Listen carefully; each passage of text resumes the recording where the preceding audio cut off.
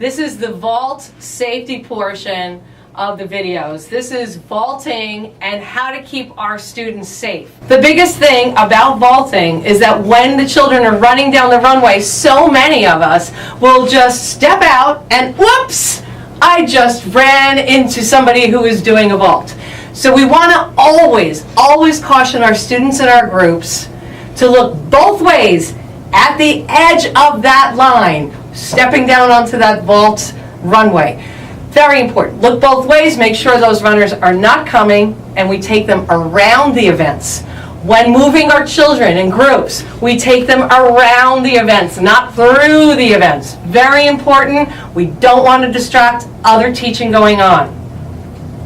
We always want to make sure that students bounce on the springboard with 2 feet and they hurdle, bouncing off, bending our knees, and jumping. Very important. They need that instruction. And make sure no dangerous obstacles are in the way. When they're running and vaulting, we don't want mats interfering in the vault runway. That's dangerous to the students. We don't want that. So be careful that make sure the runway is clear, the springboard is in good working order, and they have their markings on the table so they know exactly where their hand and feet placement go. Finally, you want to make sure the landing mats are secure and up close against the apparatus. We don't want gaps, and that goes with all apparatus. If there's a gap between the skill cushion and the vault table, you're going to have a problem. You're going to have an injury, and that's going to be a problem. So we want to make sure at all times that the vault runway is clear and our apparatus is secure with landing mats close by.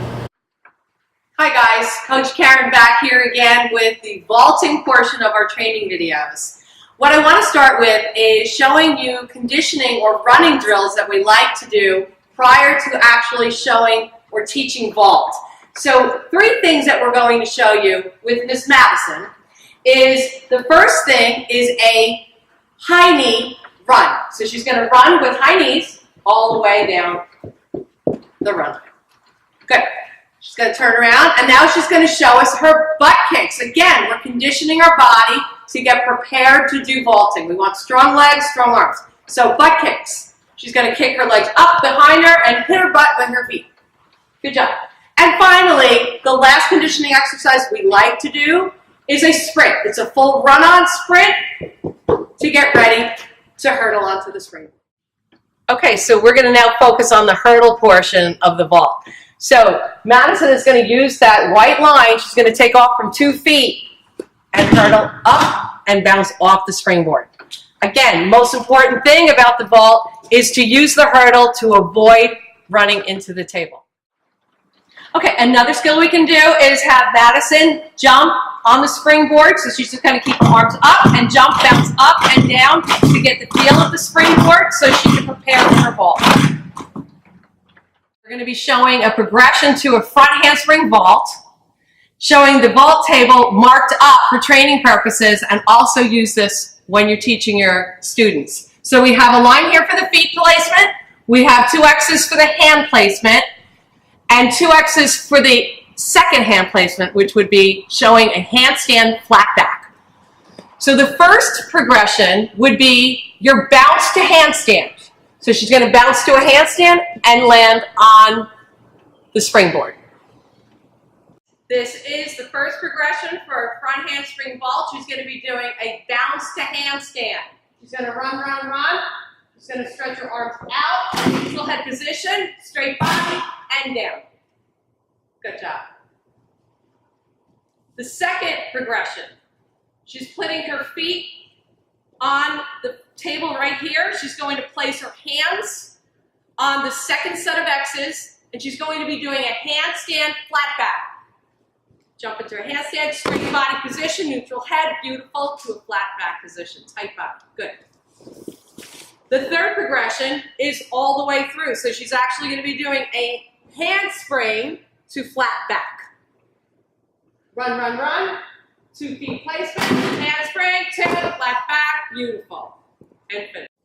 Okay, this is the how to spot, bounce to handstand progression. Nikki's got her arm out, waiting for Madison. Madison's going to run, run, run. And Nikki grabs her legs and upper body.